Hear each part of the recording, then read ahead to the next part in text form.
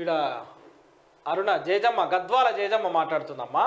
రాహుల్ ప్రధాని కాలేడు, దేశంలో కాంగ్రెస్ పార్టీ ఊసే లేదు, హామీలు ఇచ్చి తప్పించుకోవడం హస్తం పార్టీకి అలవాటే, భారత్కు ఒకే ఒక్క గ్యారంటీ మోడీనే, బీజేపీ మహబూబ్ నగర్ ఎంపీ అభ్యర్థి డీకే అరుణ.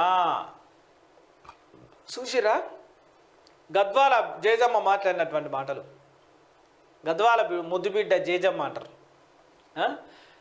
దేశంలో కాంగ్రెస్ పార్టీ ఊసలేదట.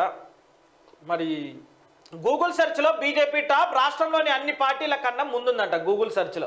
బీజేపీ అభ్యర్థి ఎవరు నిలబెట్టిరు, ఎవరు అటే ఉన్నారు, ఎవరు గెలిచే తీరుగానే ఉన్నారు అని.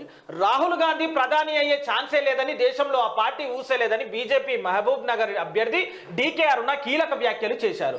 ఎన్నికల్లో హామీలు ఇవ్వడము, ఆ తర్వాత తప్పించుకోవడము కాంగ్రెస్కు అలవాటేనని విమర్శించారు. అసెంబ్లీ ఎన్నికల ముందు 6 గ్యారెంటీలు అన్నారు, గెలిచాక 100 రోజులు అన్నారు, ఇప్పుడు 17 ఎంపీ సీట్లు గెలిస్తేనే వాటిని అమలు చేస్తామంటున్నారు. వాళ్ళు గెలిచేది లేదు, 6 గ్యారెంటీలు అమలయ్యేది లేదు అని ఎద్దేవా చేశారు. ఈ దేశానికి ఒకే ఒక్క గ్యారెంటీ అని, అది ప్రధాని మోదీ గ్యారెంటీ అని పేర్కొన్నారు. కానీ నిజమా?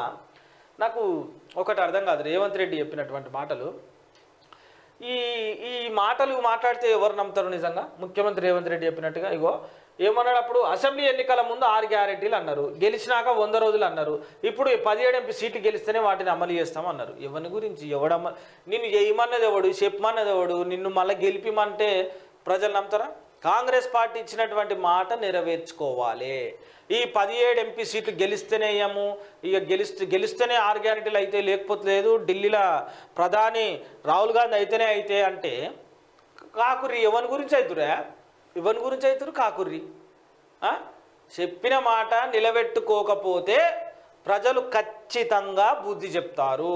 కాంగ్రెస్ పార్టీలో ఉన్నటువంటి ఇప్పుడు జరుగుతున్నటువంటి విషయంలో సింగిల్ డిజిట్ల కాంగ్రెస్ పార్టీ ఉంటుంది. ఎంపీ సీట్ల విషయంలో సింగిల్ డిజిట్లనే ఉంటుంది. చెడగొట్టుకునే తనం ఇప్పుడు ఎట్లుంటే కుక్కకు బొక్క దొరికితే ఎట్లుంటుంది? గట్లా